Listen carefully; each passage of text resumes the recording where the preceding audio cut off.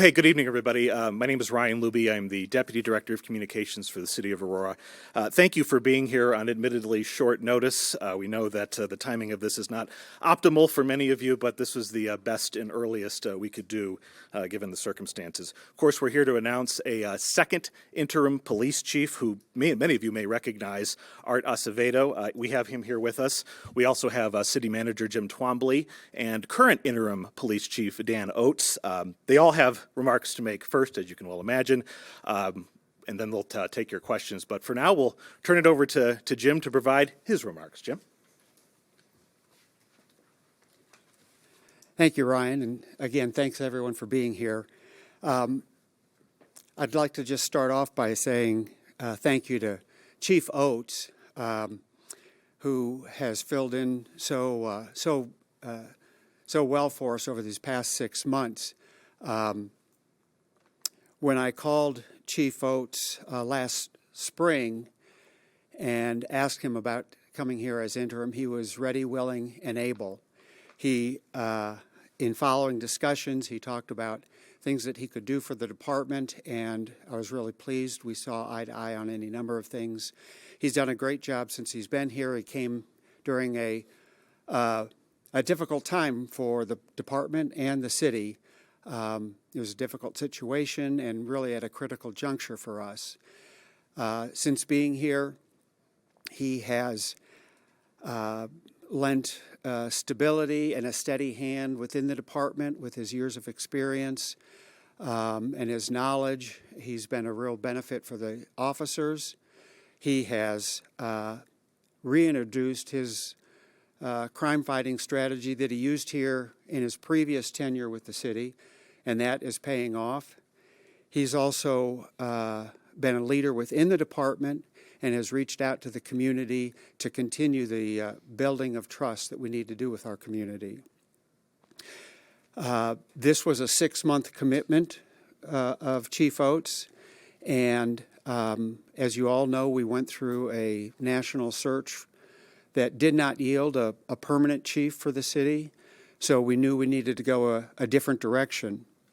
And so with Chief Oates' national reputation and network, he was able to help us in that.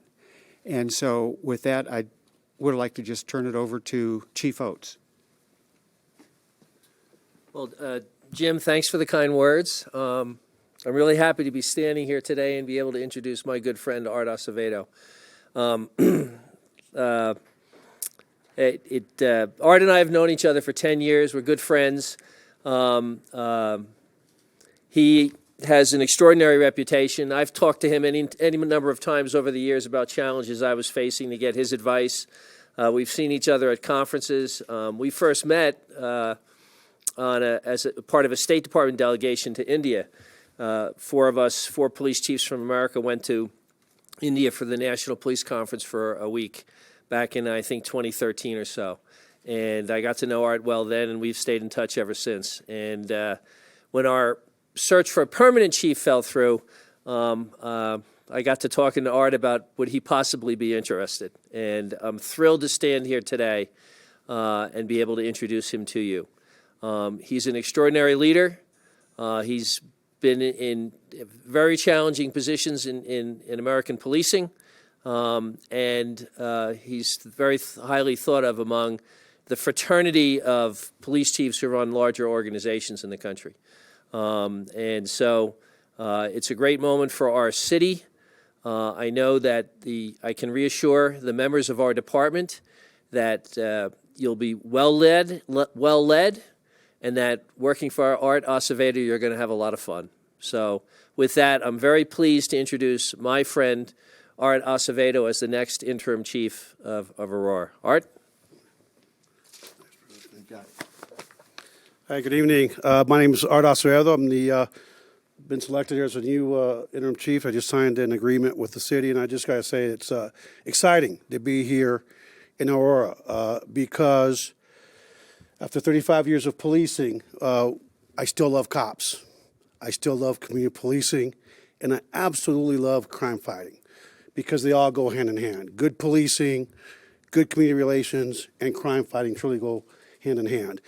And so to the cops here in Aurora, get ready because I've been out of a police car for over a year now, and I cannot wait to get back in those police cars with y'all, working patrol, checking out dark alleys, going to the hot shots, the calls, and really keeping this community safe. And when Dan, who I got to tell you is Dan's a salesman, he really talked to me about this city. But quite honestly, I've been following Aurora for a long time because as a major city police chief for 14 and a half years, and I had the privilege of being the president of the Major City Chiefs Association for 3 years, we pay attention to what's going on because none of us live on an island. And we know that this generation of the American police officer is the best generation of my 35 years, despite the fact that the work to improve, the work to always look for better practices, the work to give them what they need to be successful never ends, we pay attention. And I can tell you that I've got a great deal of respect for the Aurora Police Department. I'll never forget when you had that shooting at that theater. And I'll never forget the heroism. And I'll never forget the presentation that the chief made to us. It spoke as to the heart of a police department, the courage of a police department. And I think it's going to be a privilege for me for the next few months, maybe longer, maybe up to a year, to keep the ball moving. The last thing I want to say to this community is that we've got political leadership here that where other cities are defunding the police. I am really excited about coming to a city where they understand that good policing requires an investment. It requires the proper funding for training, equipment.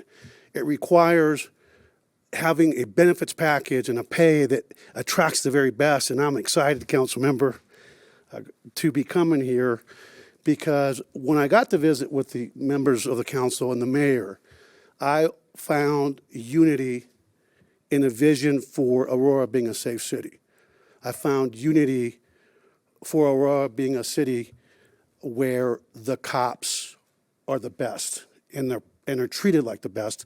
And I found unity in a vision for continuing to bridge and strengthen relationships between all segments of our society and our community and our men and women. So let's get ready. I'll be back. I'm going to be here for a couple of days visiting the officers. I'll be calling members of the community leaders.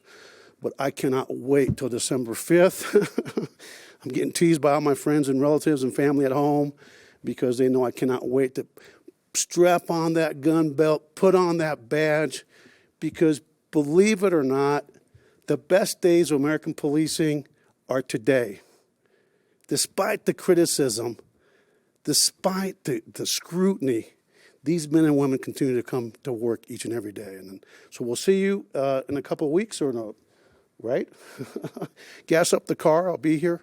And again, to the one more community, a la comunidad hispana, latina, a los inmigrantes, quiero que sepan que estoy muy orgulloso de estar aquí. Estoy orgulloso de tener la oportunidad de servir a esta comunidad, a todas sus comunidades. Y quiero que sepan que este departamento policíaco respeta a la comunidad, respeta la ley y están aquí para protegerlos. No tengan temor. Si es testigo, si es víctima, adelante, que aquí estamos para ustedes. And in English, what I said I was taken aback to find out what such a diverse city is that don't fear the men and women of the Aurora Police Department. If you're a victim, if you are a witness, adelante, come forward. We're here for you, and I look forward to serving you. Happy holidays, everybody. We'll see you soon. Thank you. Any questions anybody has? Chief, I mean, this is a community that obviously is in need of some stability. You have the endorsement of a well-respected police chief here. What does it take to go from interim to taking the job full-time and saying, this is my gig and I'm here for the long run? Well, look, first of all, I think for me, the fact that this city was smart enough, they did a search, they weren't happy with their results, and they decided, let's pause. Let's see if someone thinks that this man is out there that can help us to move the ball forward. And I think that, again, organizational development, building trust, crime fighting. It never ends. I mean, it is an ongoing process. For me, I'm going to focus on continuing to build on what Chief Oates has done. Chief Oates has really turned the department, continue to move forward, and we'll see what happens. But my commitment was, 6 to 12 months. I love Colorado, by the way. I mean, first of all, I love policing. It is a privilege, to wear that badge and to go out there and have fun. So we'll take it. This winter, I mean, I'll tell you, it's a little cold. Thank God I'm fat and old. That's helping. And I couldn't find my winter clothes, but that didn't help. So, sí, yes. Sí. ¿Qué le diría a la comunidad hispana, mayormente aquí en esta zona, que tiene miedo y todavía siente no tiene unas relaciones muy buenas ni experiencia? ¿Cuál es su mensaje como hispano? Bueno, para empezar, la comunidad hispana me conoce. Yo creo que a nivel nacional yo soy una voz para el inmigrante, una voz para la comunidad, todas las comunidades. Y quiero que sepan que yo pienso que la comunidad hispana sabe dónde está mi corazón. Me encanta los departamentos policíacos, me encanta el servicio público, pero al fin del día, si eres víctima, no te puedes dejar ser víctima. No puedes tener el temor a la policía, tienes el temor al criminal, tienes el temor al que lo está abusando. Así que quiero que sepan que yo sé que la relación de la policía y la comunidad nunca es perfecta, porque las relaciones personales no son perfectas, es trabajo, pero vamos a seguir trabajando para ganarlos la confianza y para seguir adelante para mantener la seguridad pública. And I'm going to just say there is violent crime. And I like to always say, do not confuse kindness or weakness, because we are going to continue to fight crime, and we're going to hold people accountable, and we're going to do what we get paid to do, which is to keep people safe, keep our cops safe, and to make this vibrant community the safest it can possibly be. Yes, ma'am. You talk about 6 to 12 months. Can you tell us how long is the contract you signed? And then, just to be clear, are you interested in the full-time job? You know what? After my last experience, I did my homework, and I really want to thank the mayor and council. I asked to meet with them. Initially, I was talking about consulting and how can I help you, and leadership and community building, all that stuff. But I enjoy a challenge, and I enjoy community building, and I enjoy crime fighting. You will find me happiest when I'm in a police car working in the middle of the night. And so we'll see. We'll see. Yes, ma'am. How do you plan to build community trust with your officers when they know this is just temporary then? Because at the end of the day, it's not my job to build trust. It's the job of the organization. I'm just one person. Quite honestly, the chief is the least important person in any police department. We're the most replaceable person in any police department. The people that count the most are the men and women that are the face of the police department, that are interacting day in and day out. What I hope to do is bring 35 years of experience and an extremely deep passion for policing and sharing everything I have with our command staff, with our professional civilian staff, and just use that to move the ball forward. The average police chief in this country, when I became a police chief for the first time in 2007, I was 43 years old, I think. I was skinnier. I had more hair. And I'll never forget the first time I sat around that table at the Major City Chiefs Association. 77 police executives from around the country, from New York. Dan knows what I'm talking about. And the chiefs used to last 3 to 5 years. And now they're really lasting top end 3 years. And during the last 36 months, what we were experiencing is chiefs were lasting about 18 months. It was shocking to see. Because quite honestly, sometimes people want perfection, and there's no such thing as perfection. Policing is a very dynamic, we have a very dynamic mission where this is how fast officers have to process. And I can tell you that even in the most tragic situations, the officers are not making mistakes of the heart. They're making mistakes of the mind. When it's not TV. They don't get a second or third take. It's not Hollywood. So it's very challenging. So again, I'm the least important person on any department I've been. the men and women in the front lines are the most important. They're the what continues. They're the continuity. They're the backbone. So, but I'll tell you, we're going to have fun. I always tell cops, like, man, if you're not having fun, you're not doing something right. It is the most amazing job to be in a police car. There's no better place. You go 10-8, you answer your calls, you treat people with respect, you chase the bad guys, you do it in a constitutionally appropriate manner, and you're good to go. Yes, sir. Based on what you just said, how it's incidences of the mind and not the heart, in the past, certain chiefs have had difficulties with the unions confronting them about responsibilities and et cetera. Do you have a message for the unions coming in here? You know what? One of the things that I hope to do is, as we continue to move forward, is really assess what are our processes, what are our systems in terms of organizational development, in terms of accountability. I've already started asking questions about do we have a disciplinary matrix? So officers know here are the rules. If you violate the rules, let's make well-informed decisions. We have a bail schedule. Sometimes, well, we're going to have a matrix. So everybody's on notice. And then I've asked about education-based discipline. A lot of times what we do in policing is we suspend somebody, but what do you learn from that? That's just punitive. So I really want to look, and I've done this in 2 departments now, to bring in education-based discipline. And then at the end of the day, they have to understand you cannot defend the indefensible. Not everybody needs to be a police officer. And sometimes when an officer does something, not because they're malicious, but they just, no matter how much we train, you can never, ever truly assess 100% how somebody's going to respond in a situation where it's not a controlled environment in the academy. And sometimes when people don't respond appropriately, not everybody needs a police officer.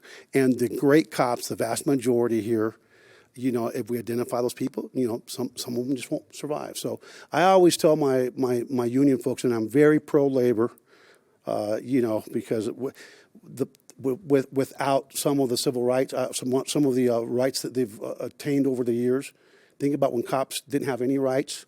Think about the civil rights movement when cops, if you didn't do exactly what you were told, you were fired, no matter whether it was constitutional or not. So it's a balance, and I've always told them, don't defend the indefensible because you hurt the vast majority, which is the vast majority of the organization, and cops. Anything else? Yes. What, do you already do one? I did. In English or Spanish? I will do it in English. Oh, no, en español, diga. Okay, perfecto. Is this for you, Telemundo, or what? It's for Univision, yes. Okay, go ahead. ¿Usted conoce el pasado que tiene este departamento con referencia a acusaciones de racismo? Usted como un chief que ha trabajado en Miami, claro, en una ciudad muy diversa y como hispano, ¿cómo planea, cuál es el plan para cambiar esta percepción? Bueno, para empezar, vamos a estar muy seguros que el racismo no lo vamos a permitir, nunca se va a permitir.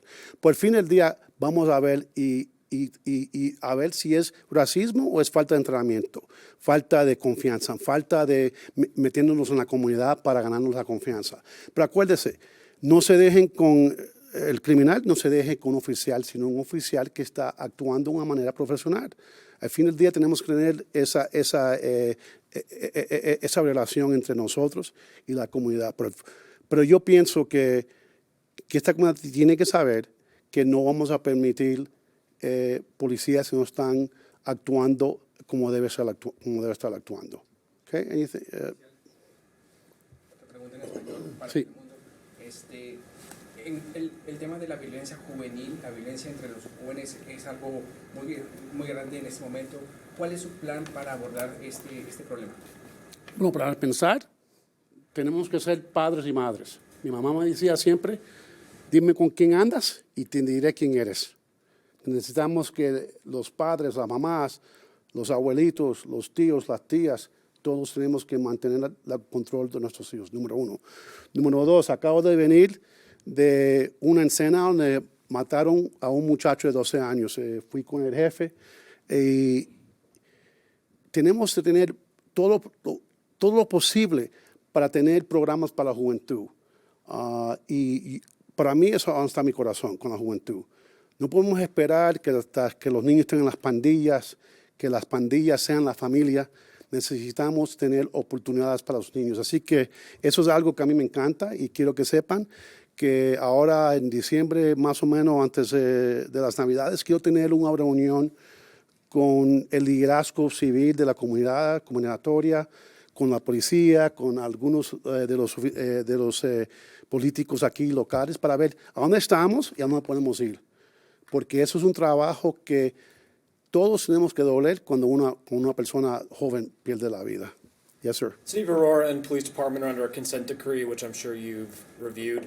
Yep. What are your reflections on the reforms contained within that, and are there any others you'd like to pursue? Well, look, let me just say, one of the things that excites me is that I've actually led a department that was completely investigated. And so I see this consent decree as an opportunity to help provide our officers with the processes, the systems, the equipment, the training, everything they need. A lot of times, folks don't understand that it actually forces communities to invest in good policing. And so what I hope to do, actually, I'm going to meet with the monitor today and tomorrow. We're going to have some meetings to see where we're at and to continue moving forward. So I think that we should be excited that it is a tremendous opportunity to take a department. Let me just say real clear to everybody, this is not a broken department. This is a department like every other department, a work in progress, that we always have to do better. I'll never forget LAPD back in the day. I grew up in LA. They thought they had arrived. They thought they could learn nothing else. And you remember what happened. They did this. Organizational culture development is ongoing, and we have to continue to always understand that we have to be looking on how we do things better. So I can't wait to help them do that. It's gonna be fun. And by the end of the day, look, the community has to play a role too, right? And so the upcoming months will be fun. It's gonna be a lot of fun. Yes, ma'am. Just kind of following up on that, you know, to continue pushing the reform that's been kind of a focus over the last few years, how do you plan to do that when, you know, not everybody, even in city leadership here in Aurora, supports reforming the police? Well, look, I think I'm not quite agree with that. I think that as I met with the council members like one or two at a time, everybody wants the department to be the best it can be. And I think the way that we, as a leadership group, get everybody to have a shared vision is constant engagement and communication. We cannot be in silos. I can't have my political leadership here in the upcoming months not know what we've got going on. We've got to engage them. And quite honestly, with 35 years of policing, sometimes we all just look at things through the prism of our own life experience and through the prism of what we know. And I think our job as leaders is to make everybody's field of vision continue to broaden, because regardless of what we think here, we got to think about what's the federal government think, what's the Department of Justice at the federal level thinks, how are they going to handle, what are their expectations, what's the state legislature's view on stuff. It is really a global view of the world that you have to take, and my job as a police chief is to really continue to engage all stakeholders, the cops, the police officers internally, the leadership team internally, our leadership in terms of the political leadership. And we have to engage, by the way, the legislature. We have to understand that every level of government plays a role. We are all interconnected, and we all have to work together to have, I think, a shared vision of where we want to end up. But I think everybody's goal is to make the department the best it can possibly be. Everybody's goal from everybody I've met, and I've talked to every single member of council, is to make sure that the department is doing everything it can to combat violent crime, property crime, the victimization of the people of Aurora. And I think that at the end of the day, what we want to see is a police department that is great at crime fighting and is respectful of the rule of law, the Constitution, and obviously the requirements that we have as professional peace officers took an oath of office. And just a couple more because it's been really a long. By the way, I did pass my exam. Just so you all know, I studied 2 days, and thank you to the Aurora Police Department that kept throwing questions, the academy. If you can get this old dinosaur to pass in 2 days, that speaks volumes as to the ability of our academy to train our cops. So that gives me great hope. Yes, ma'am. Are there specific reforms you think the department could benefit from?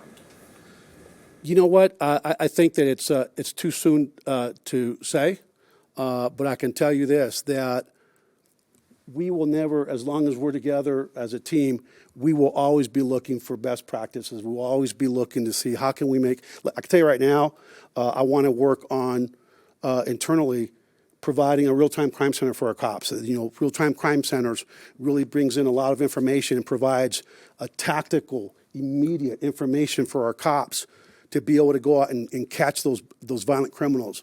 So there's we can walk, chew gum at the same time. We can build relationships with the community and actually fight crime at the same time. Actually, those two go very much hand in hand. So last one, because I've got to go meet my monitor pretty soon here. I just wanted to see, we saw you out at the vigil earlier Yeah. today. Can you talk about why do that even before, you're really introduced? Well, look, when Chief Oates was kind enough to tell me about, I really believe that first impressions are lasting impressions. They're hard to change, and relationships matter. I don't know anything about the 12-year-old victim, but that's a child of God, and a mother gave birth to that child, and when that young man died at 12 years old, we should all care about that. And I just went there to pay my respects. Didn't say a word, but I just felt it would have been in poor taste for me to be here at 5:30, knowing that at 4 we were our city, our community, our cops, our leadership cadre that were there, our city team that were there with clergy and a family member. It would have been in very poor taste for me not to be there to let them know that life mattered, because if it doesn't matter to all of us, we'll never have the Aurora of tomorrow that we all want. And it's time for us to all come together. So thank you all very much. Muchas gracias.